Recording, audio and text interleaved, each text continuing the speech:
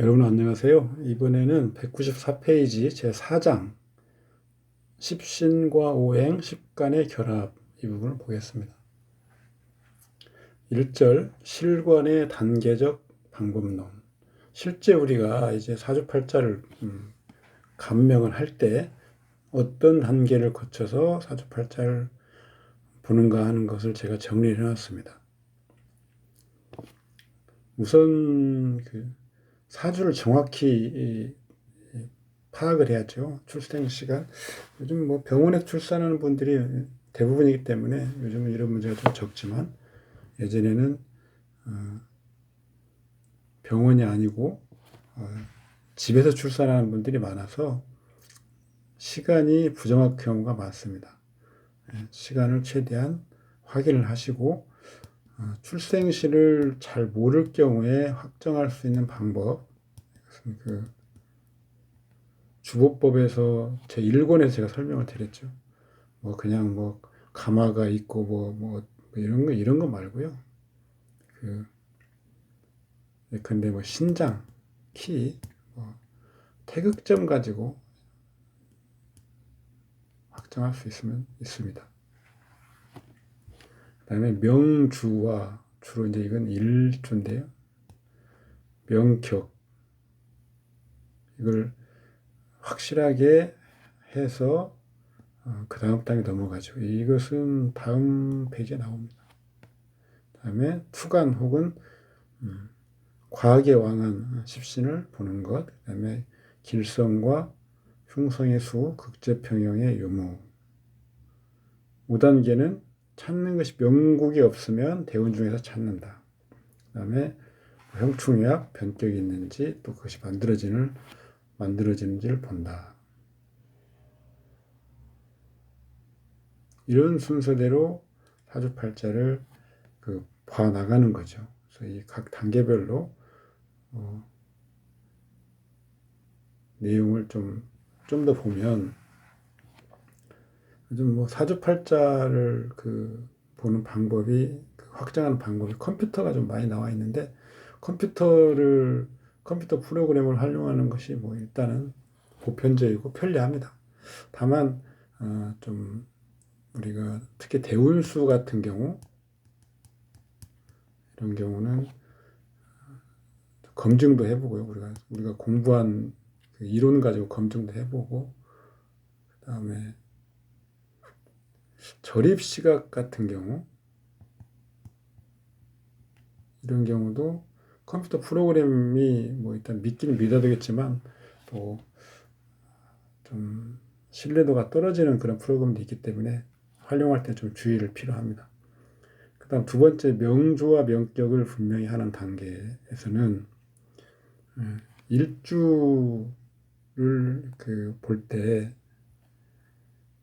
10개의 물종이죠, 물종.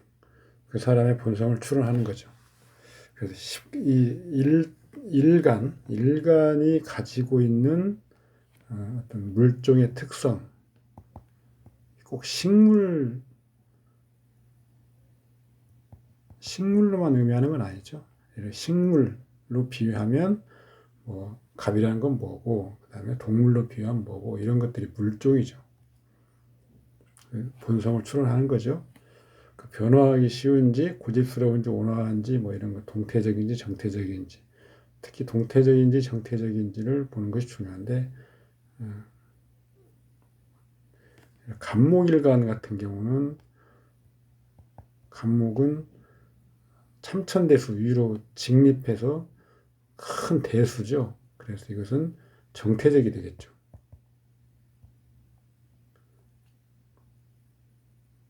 그런데 격이 지나치게 동태적인 격이 배합이 되면 굉장히 불안해지겠죠.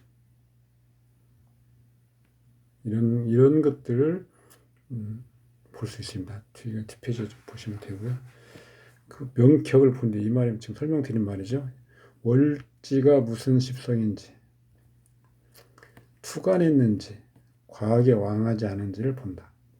이유는 명격은 외면적 개성과 행위, 심지어는 상황에 대한 처리 태도, 이런 것도 결정하죠. 격이라고 하는 것은 누차 얘기했지만 외부 환경이 무엇인지, 외부 환경이 나를 평가하는 그런 방법, 사회적인 측면이죠. 그래서 외부성입니다. 내 스스로 뭐 낙관적이고 적극 이런 것을 내 스스로 평가하고 판단해봐야 소용없는 거죠. 그것은 외부에서 나를 어떻게 인식하는가 이런 것들은 격을 보는 거죠. 정태와 동태의 두 종의 특성을 판단하려면 명국의 기본 개성을 분명히 해야 한다.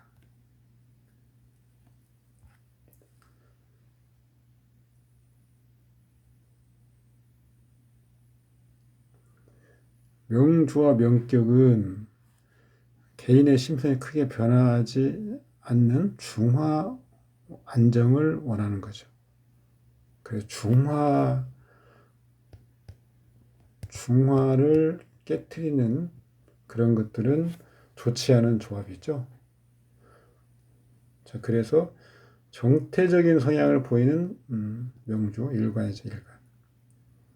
그다음에 동태적인 성향을 보이는 십간, 그다음에 정태적인 성향을 보이는 또 격, 동태적인 성향을 보이는 격, 이렇게 구분할 수 있습니다. 간목, 정화, 무토, 기토, 신금, 개수.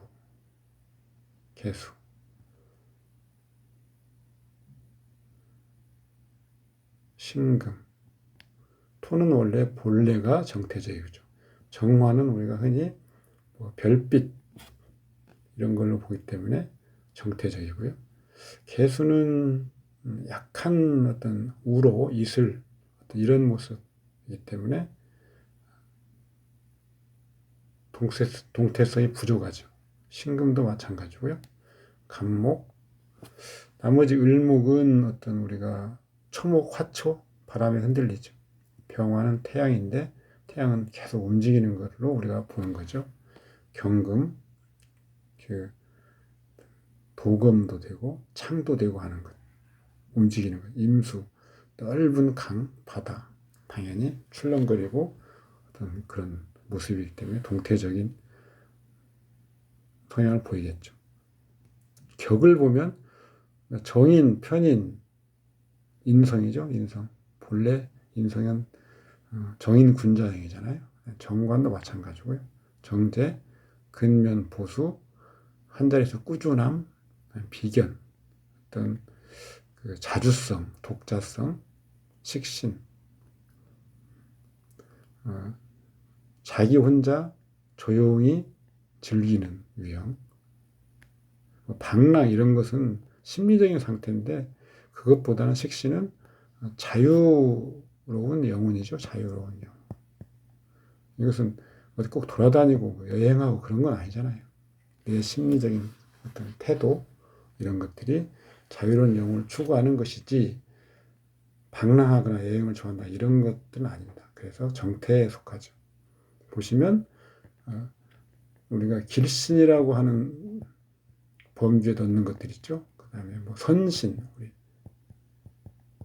이런 것들이 정태적이죠. 그것들은 은인자중하는 그런 특성을 갖고 있는 거죠. 동태적인 성향을 보이는 십신, 편관, 편재, 상관, 겁재, 다 기신성, 뭐죠? 흉신성이 흉신, 아니면 악신 이런 것들이 동태적 성향을 보이는 격이죠.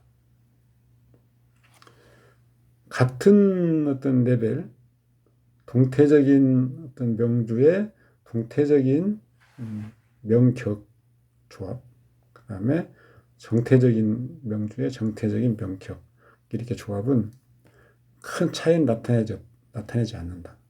급변하는 것도 없다. 그런데 이런 조합, 지나치게 정태적인 명주에 동태적인 격이 배합된다. 지나치게 동태적인 명주에 지나치게 정태적인 격이 배합된다. 예를 들어서 간목부터는 매우 정태적이죠. 그런데 동태적인 거, 평관, 상관, 겁재 이런 것들이 배합되는 경우, 또 이렇게 배합되는 경우, 이런 것들은 어떤 기복이 있고 변화가 있을 수 있다는 거죠. 3단계에서 투간 혹은 과하게 왕한 십신을 봐야 된다 이렇게 돼 있죠. 투간은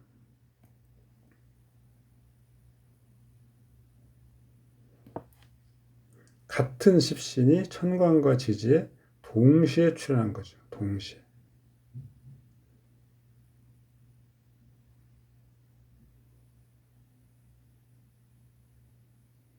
지지에 예를 들어서 비겁이 있고 천간에 비겁이 있습니다. 그런데 동시에 투간했는데 그럼 같은 주, 동주에 투간한 경우 그것이 투간이죠. 투간. 우리가 그냥 단순히 천간에 드러났다는 걸로 투간이 아니고요. 같은 주에 같은 십신이 투간한 것, 이것을 지금 여기서 말하는 투간으로 보는 겁니다. 일반적인 개념 투간이 아니고요. 지금 지금 텍스트에서 보는 3단계 실관 방법의 3단계 중에서 투간이 뭐냐? 동주에서 같은 십신이 있는 것. 그러면 동주에서 월주도 있고 시주도 있고 일주도 있고 연주도 있는데 월주에 있는 것이 가장 강하겠죠. 그 다음에 시주, 그 다음에 일주, 연주 이런 순서대로 그 강도가 정해지겠죠. 월주상에 직접 투관한 것, 뭐 여기 천투지장한 것, 이게 천간과 지지가 같은 십신인 경우. 과왕, 같은 십신이 천간 지지에 같이 출현했는데 동주 투관은 아닌 경우 이거죠.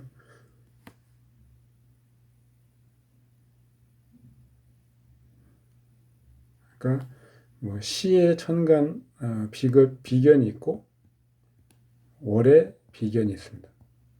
이런 경우는 그냥 과왕하다고 하지 투관했다고는 하지 않습니다.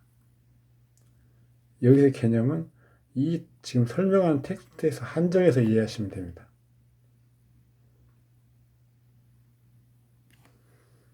동주 천투지장한 십신, 이것은 투관하고 과방한 것.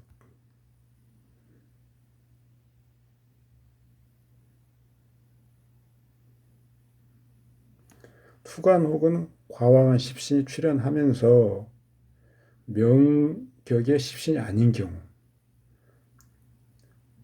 이런 경우 많죠. 예컨대 월지는 뭐 인성인데 시에 천간 재성이 있다. 그러면 동주 투관했다. 아니면 시에 지지는 재성인데 년에 재성이 있다. 뭐 이런 경우 인성의 특성이 올지 격의 특성이 열성으로 변함으로 무로로 고쳐주세요. 외재적 행위의 특성으로 표현되는 것은 이러한 투관한 것, 그러니까 재성 위주로 본다. 월지 인성을 보는 게 아니고요. 그러나 이런 명격은 대운이나 윤년의 영향을 받기가 지극히 용이하며 순간적으로 변하고 곡절을 겪기 쉽다.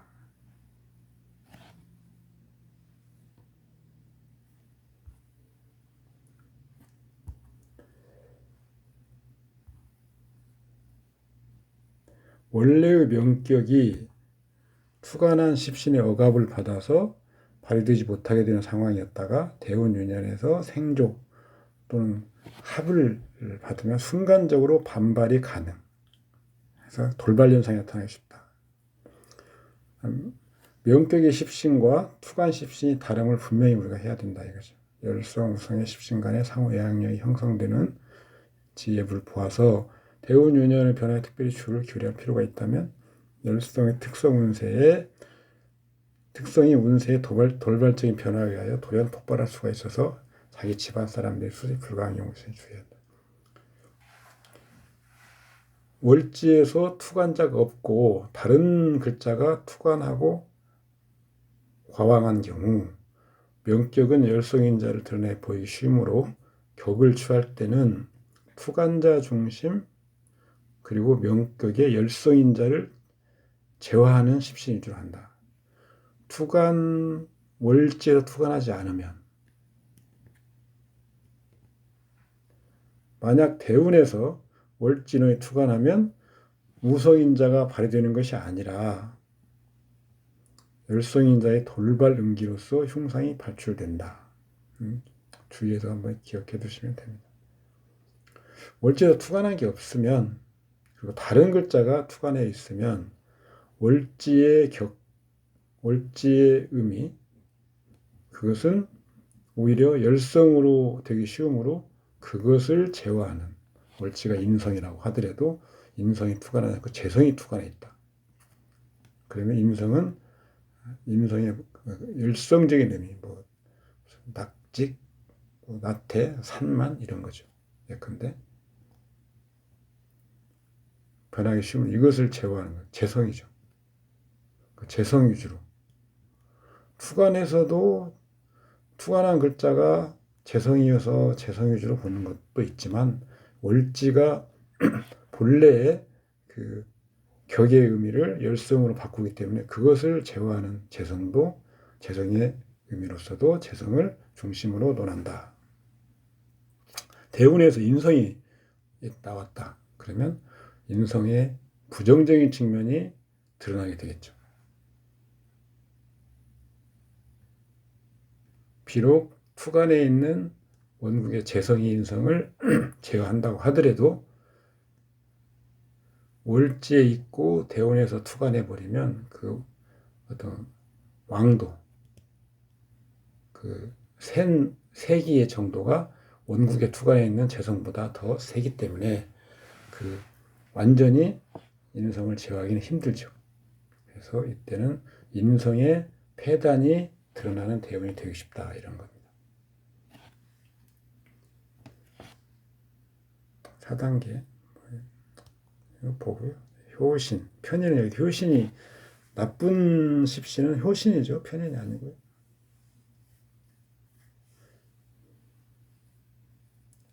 (5단계는) 명국 중에 없으면 대운에서 신속하게 찾는다.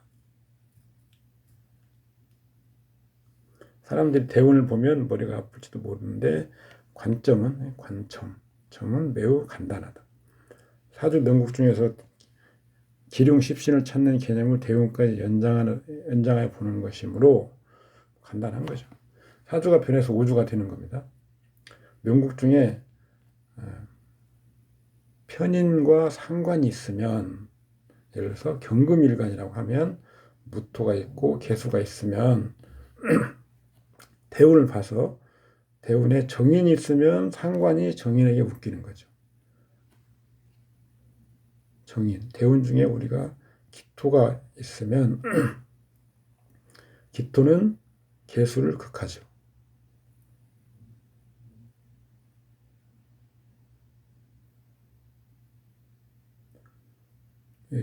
무토, 여기서는 지금 효신입니다. 효신.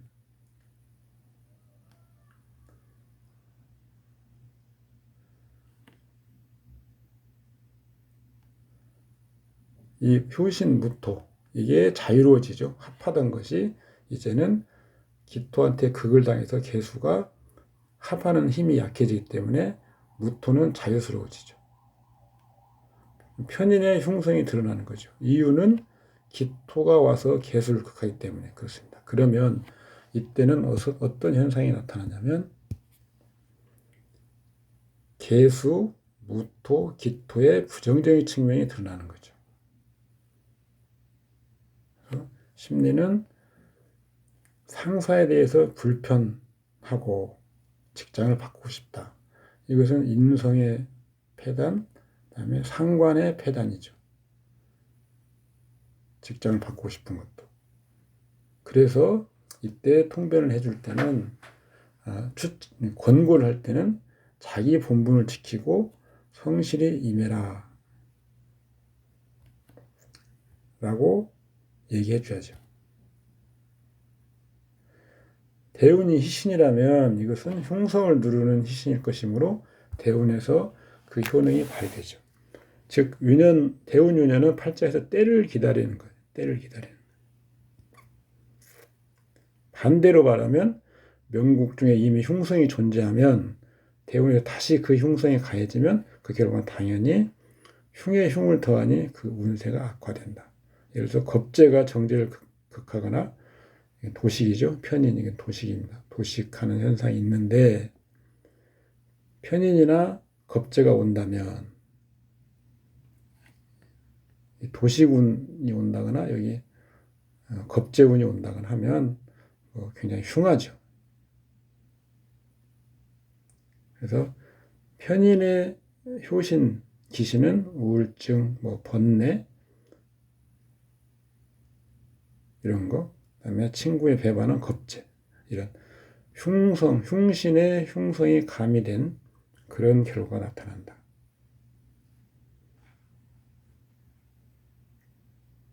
6단계는 변격이 있는지 이런 걸 본다.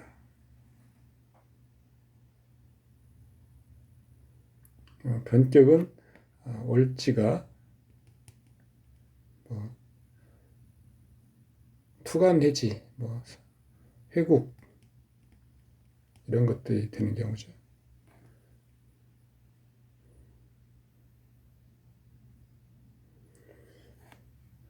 제 경우는 격국론으로는 부와 규를 구분할 수 있죠. 이 격국론 여기서는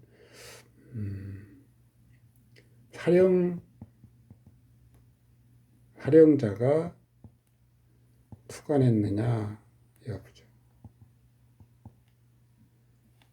그래서 투간하고 격을 이루면 귀, 불투간하고 국을 이루면 부, 이것도 저것도 아니면 보통 사람인데 재관으로 보는 거죠. 주보법으로서는 육친관계, 부귀급수 등을 계산할 수 있고 희용신을 구분할 수도 있죠. 주보법상 희귀신이 운세에서 반대로 전화하는 경우 이건 극적인 변화죠. 그리고 십신 전용법으로도 응용해 볼 수 있고요. 궁입법, 동정, 내외 등. 직업론 그리고 원국은 CPU, 대우는 세우는 원인 이런 거죠. 그럼 항상 일간 이거 체죠. 그 다음에 격 일간 대비 이건 0이죠. 그런데 운세를 해석할 때도 체에 대비해서 그리고 용의에 대비해서 다시 용이 체가 되고 대운이 용이 되는 그런 것들을 같이 봐야 어떤 개인적인 문제, 그다음에 사회적인 문제 이런 것들을 동시에 읽어낼 수 있습니다. 2절 십신과 행운 중에 발생하는 사상 이런 것들은 아까 여기에 이 사상은 십신운에서 발생하는 사상은 똑같은데요. 그것이 어떤 일신상의 어떤 발생하는 사상인지 아니면 사회적인 평가에서 발생하는 사상인지는 아까 말하는 일간과 주보를 대비해서 알 수 있을 겁니다. 흔히 오행과 간지는 희기를 구분할 수 있습니다. 이걸로 희기를 구분해내면 십신에 의한 희기도 당연히 구분이 되죠. 그리고 십신으로는 구체적인 인사물을 우리가 확정할 수 있죠. 간지만 가지고는 십신로 연결시키지 않고, 예를 들어서 경금의 간목이다 그러면 이 관계로는 육친을 확정할 수 없죠. 경금이 간목을 좋아하느냐 싫어하느냐는 희기는 우리가 판단할 수 있는데, 경금은 금성입니다. 금성. 경과 갑의 관계는 좋기도 하고 나쁘기도 하죠. 금오행, 목오행 이런 오행상나 간지 관계로서 희기는 판단할 수 있습니다. 다만 그럼 간목이 구체적으로 뭐냐라고 할 때는 반드시 십신으로 편제라고 하는 것을 넣어서 남자라면 부친성이다. 아니면 그냥 이건 인물이고요. 사건 심성 행위는 널리 공공의 죄, 기회 포착에 등하고 이런 것들이죠. 이렇게 십신은 반드시 우리가 우리 주변에 있는 어떤 외부에서 보이는 어떤 그런 인물, 사건, 물건 이런 것들을 규정하는 데 필요하다. 운에서도 마찬가지예요. 관사론이 왔다 그러면 관살이 의미하는 그런 인사물과 관련된 어떤 일들이 발생한다.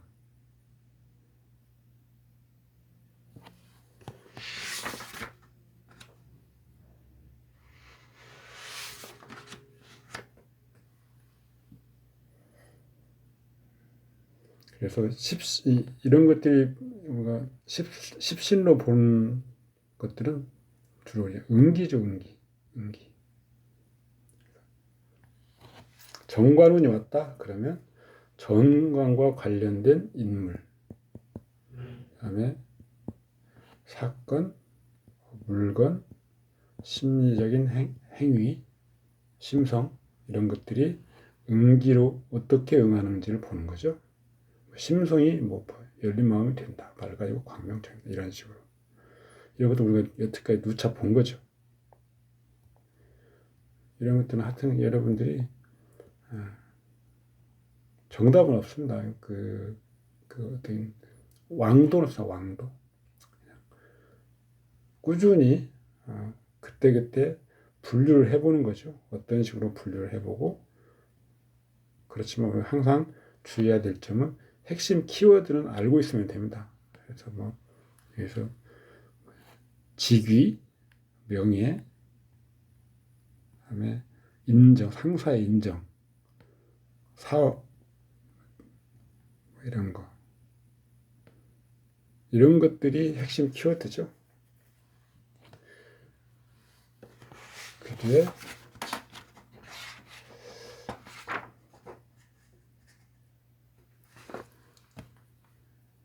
내용들은 여러분들 그냥 쭉 인성, 비거, 재성, 파는 것 위주, 식상, 이사 변동의 기록 여부, 관성과의 관계, 식상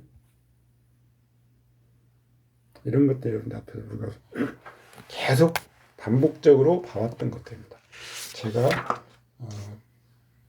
이 교재에 계속 남겨놓는 것은 여러분들이 반복해서 틈틈이 보시라는 의미로 남겨놓는 겁니다.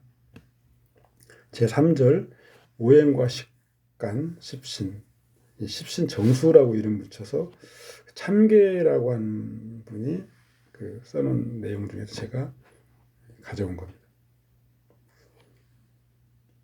전부 다 그 양반 건 아니고요. 제가 중간중간 제 생각도 집어넣고 한 건데, 골격은 그 참교회 학인의 자료입니다. 십시는 십간의 작용에서 오는 거죠. 먼저 인사물이 있어야 비로소 인사물에 관계가 있는 거죠. 따라서 십시는 한 개인의 사회 속성을 의미하고 십간은 자연 속성을 의미하니 선천적, 원시적, 본질적이다. 사회 속성은 사회가 부여한 속성이죠. 그래서 상대적이고 주관적. 가장 먼저 육친관계를 대표하죠. 육친관계가 왜 사회적인 어떤 속성인가? 혈연관계인데 이렇게 생각할 필요는 없다는 겁니다. 십시 연구하는 것은 사람과 사회의 관계죠. 여기에 사람은 부모, 육친, 친구, 친척 이런 것들이 포함되죠.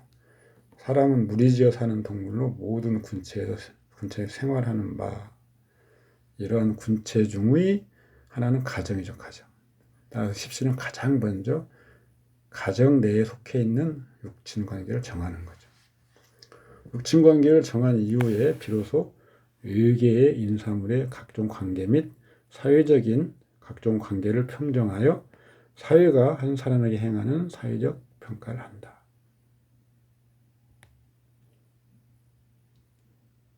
이런 관계 중에 사람은 사회에 진입하면 먼저 직업이 필요하죠. 직업관계가 포함되면 당연히. 사회가 사람이 어떤 지위를 제공하는지를 보는데, 따라서 사회가 사람이 어떤 지위도 십신에 당연히 포함되죠. 십신은 또 사람과 환경의 관계를 보죠. 사람 팔자에 흉신이 많으면 바깥 외부 환경이 좋지 않을 것. 예를 들어서 칠살상관이 재화가 없고 또 금수로서 음이라면 음이죠. 금수. 주위 환경이 특히 좋지 않은데 자연 환경이 흉엄하거나 열악하든지 아니면 인간관계가 긴장의 연속이거나 열악할 것이다.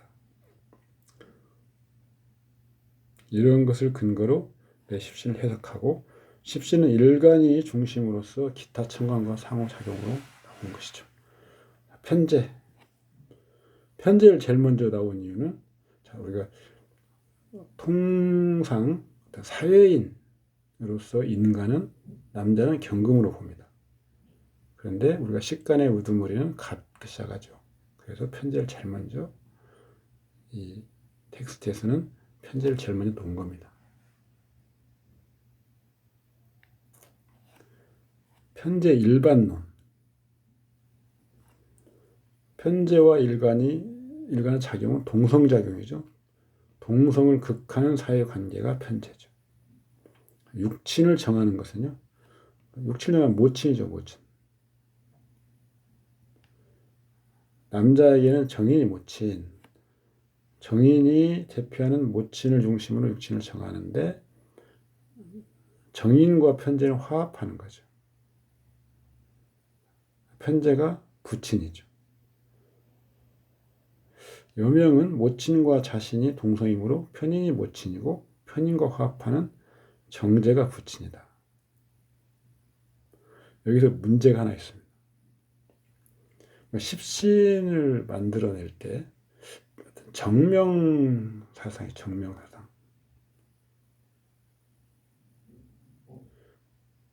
편인, 정인,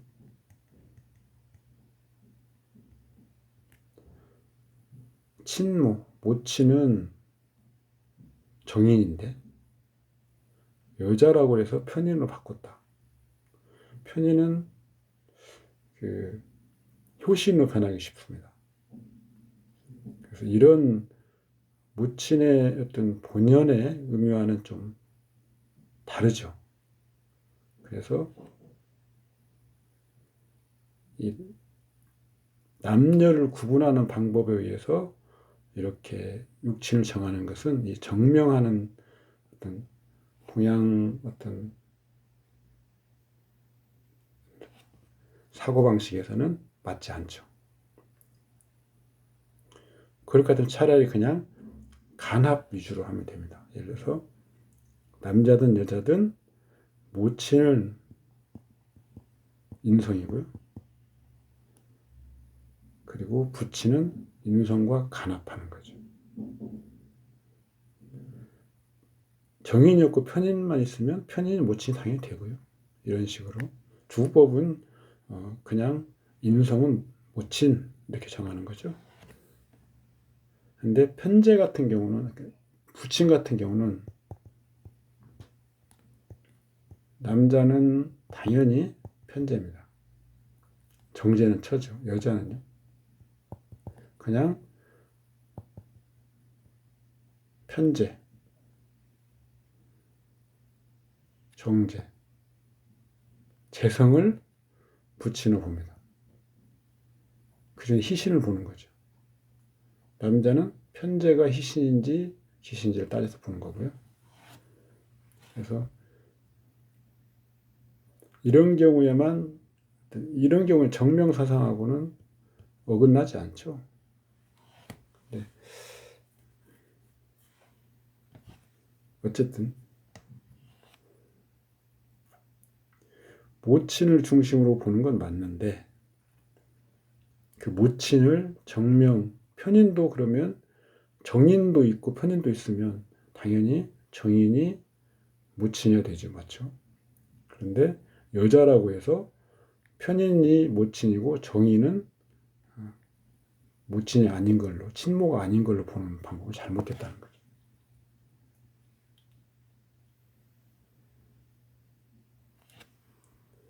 정편제의 구별. 편제는 일주와의 동성상극으로 일주의 통제를 받으며 정제는 이성의 상극이다. 이성의 상극은 음양화합이고 동성상극은 배척이며 소중히 여기지 않는 것을 의미한다. 따라서 정제와 편제의 최대의 구별은 정제에 대해서는 자기가 소중하게 여기는 것. 편제는 돈을 벌 수단이 정제에 비해서 더 좋은데 또 그리고 돈도 많이 벌 수 있죠. 소중하게 생각하지 않는다는 거죠. 그래서 그냥 재래 제거 왔다가 나가버리는 거. 편제는 재능이라는 의미입니다. 기회포착의 선수. 우리 옛날에 매사기 뭐 이런 거죠. 편제가 왕한 사람 보편적으로 재능을 가지고 있으며 마시고 즐기는 방법이 더욱 분명하다. 일계를 통제하는 능력이 있는 사람이니 편제가 쓰임을 얻은 사람은 수완이 있지만 소중하게 생각하지 않는다. 재능이 있고 돈을 벌 수 있으며 사회상 교제 능력이 있어서 처세한 능력이 강하지만 실속은 없다. 이런 거죠.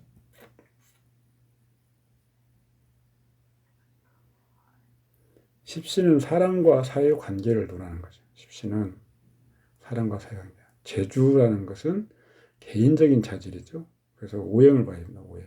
그래서 아까 편제는 재능이라고 했잖아요. 그러니까 편제가 재능인데 한 사람의 개인적인 자질을 논하는 것은 십신의 영역이 아니죠. 그래서 오행을 같이 보는 거죠. 오행. 근데 편제가 목화이면 일신상의 어떤 재능이죠. 편제가 금수음이면 능력이죠. 능력. 그러니까 외부적인 어떤 일을 수행할 수 있는 능력, 처리할 수 있는 능력, 뭐 그런 거죠. 이것은 지금 태극 음양오행론에 가면 나오는 건데 목화는 양으로서 발산 전달 등이니 일신에 나오는 수기, 금수는 음으로서 수련, 시장 권력, 정치 등을 의미합니다. 이것은 외부적인 어떤 그 현실 세계에서 발휘할 수 있는 능력이고 이것은 자연인으로서 발휘할 수 있는 능력이죠. 정제는 업무나 업무의 장소, 장사.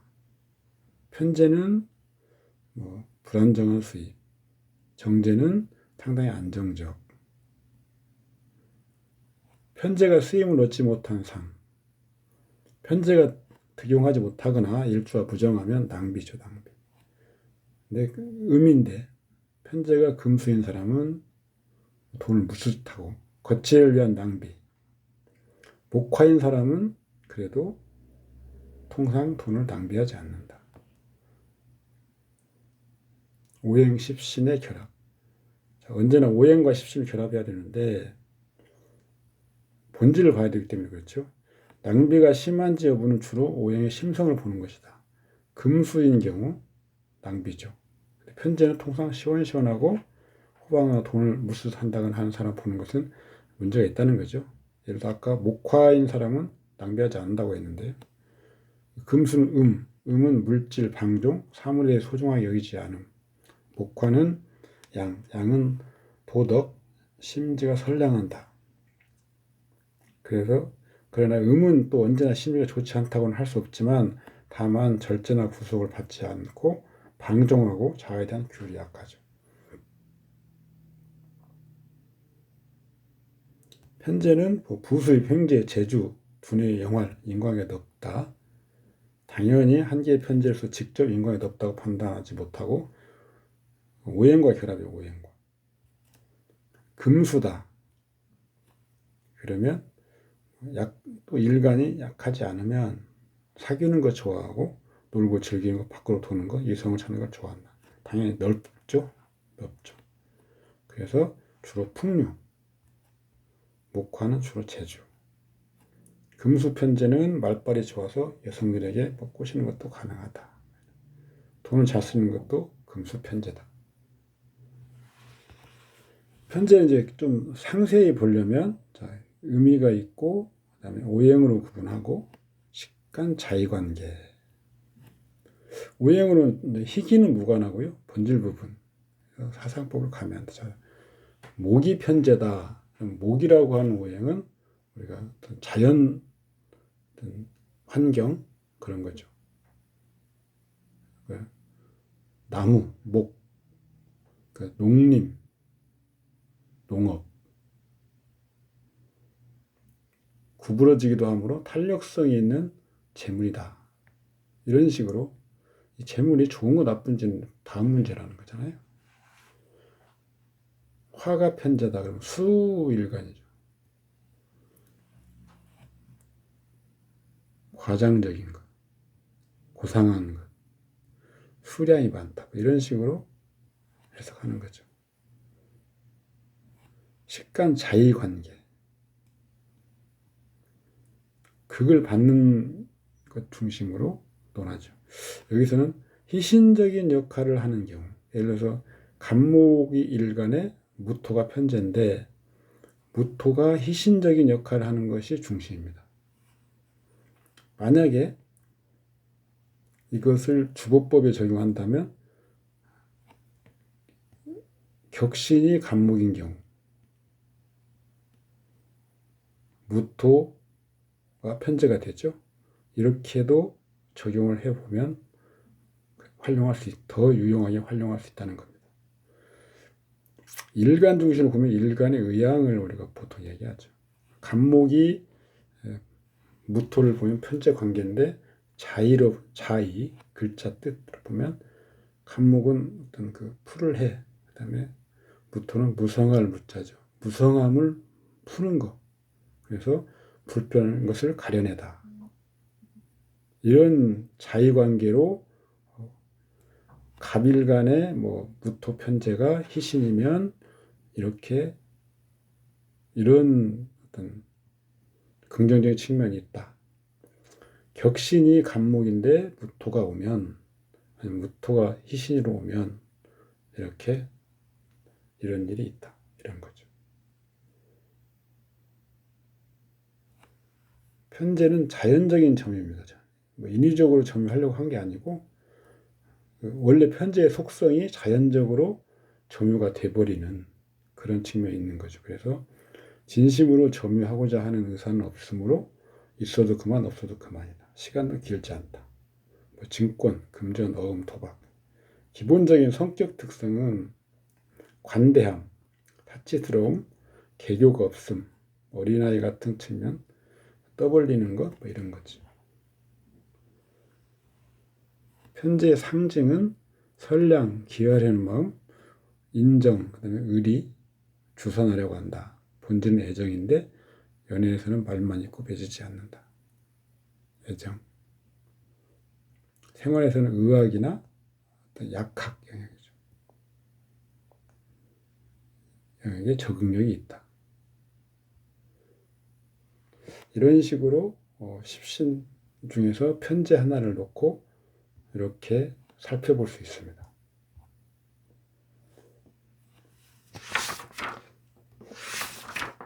그래서 정제는 또 마찬가지로 정제에 대해서 일반론, 뜻, 육친, 확장, 그다음에 사회적인 어떤 평정, 재산, 수입, 수입을 얻는 곳, 직장 이런 거죠. 성격, 재성의 왕세,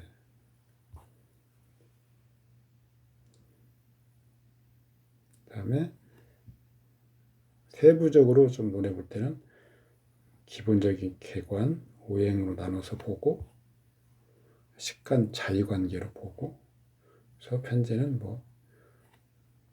합리적이고 좋은 정, 합법적인 재물 이런 거죠.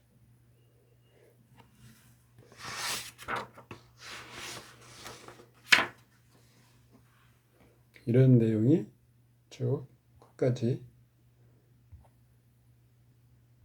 질살, 정인, 효신, 편인, 식신, 상관, 비견, 겁재 이렇게 이어집니다. 이 편제 이후에 마지막까지는 그냥 여러분들이 읽어보시면 됩니다.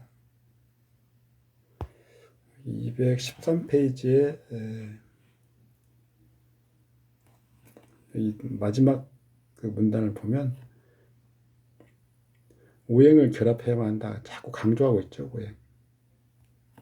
예를 들어서 경금이 언제나 칠살병화가 필요하며 그래야 다듬어져 제목이 되고 공무원, 검경군 직업이 가능하다.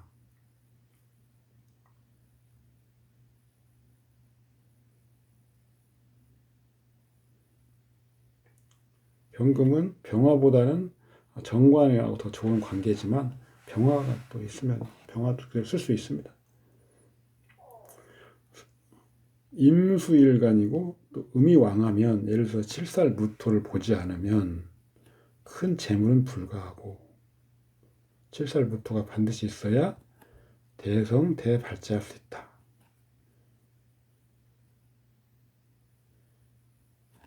왜 칠살 무토가 있어야 이걸 지금 설명드리고 제가 말씀드린 것 같아요. 칠살 무토가 있어야 귀하다고 하지 않고 부자가 된다고 할까요?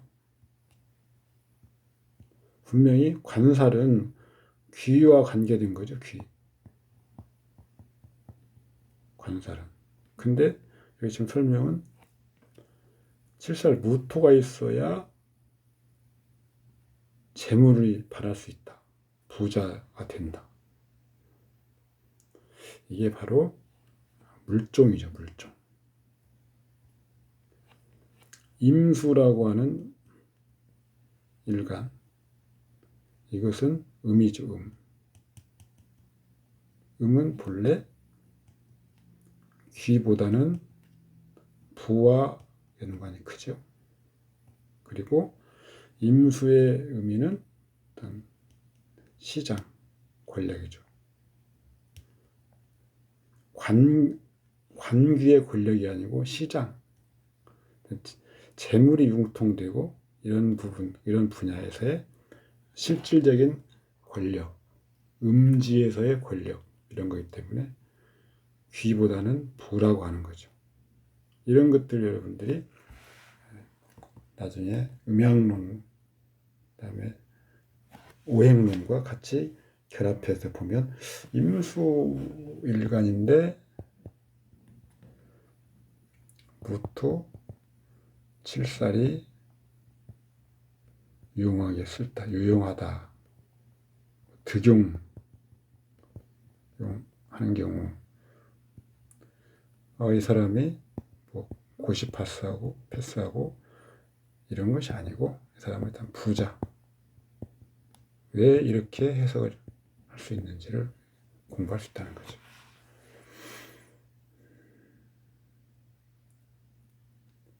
그래서 우리가 음양오행은 공부할 때 간단히 대충 공부하고 넘어가 버리지만 나중에 끝까지 명리학을 공부하면 다시 간지나 음양이나 오행 이쪽으로 공부를 소홀히 하면 안 된다는 걸 알 수 있습니다. 그래서 다시 역으로 공부해 보는 것도 일정 수준이 되신 분들한테는 꼭 필요합니다. 뭐 이기법이니 뭐 이런 거 다 여기 음양오행 10간 간지영에서 나온 것들이죠. 본질적인 부분을 간과하면 안 된다는 거죠.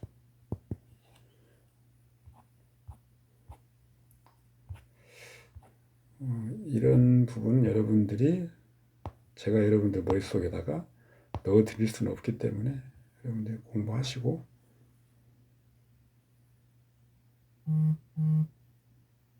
스스로 어떤 방법으로 이런 것들을 추론하고 한 그 틀이나 어떤 요령 이런 것들을 만들어 주시면 좋습니다. 그리고 예전에 뭐